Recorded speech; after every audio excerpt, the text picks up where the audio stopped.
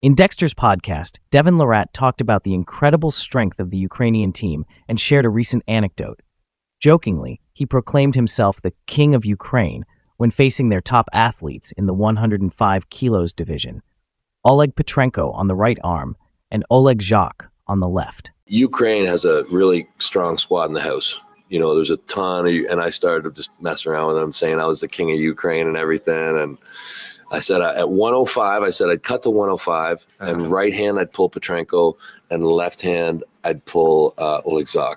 From there, Devon turned serious and stated firmly that Oleg Zhokh is unbeatable in the 85 kilos category with his left arm. Nobody in the world at 85 kilo left-handed is beating him.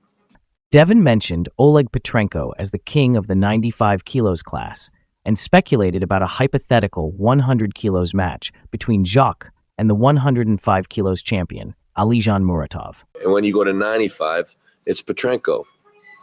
And he's Ukrainian as well. He may just skip that division entirely and jump right to 105. You know, and left-hand 105, who is it? Alizhan. That starts to get really wild. If they met at like 100. Finally, Devon put Oleg Zhokh's greatness into perspective, explaining that although he's still very strong today, at his peak before the accident, he was considered by many to be the best arm wrestler on the planet, pound for pound, capable of defeating athletes in nearly all weight categories, even many super heavyweights. You didn't know Zhokh before his injury.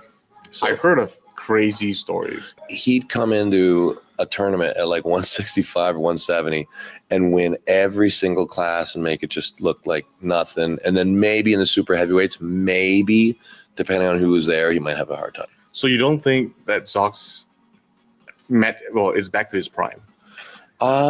No, because when he was in his prime, he was basically the best guy on the planet. Yeah, at that way, like 170 pounds. Yeah, the only guy who was really beating him left-handed, is maybe like 3 guys. There were times that it may have actually been number one. Like I know that there was a while when Pushkar was number one, and I think like when Dennis was like not on the circuit towards the end, and he may have gotten a win on him. Something like I don't know. Maybe I'm imagining things, but the dude is super bad news.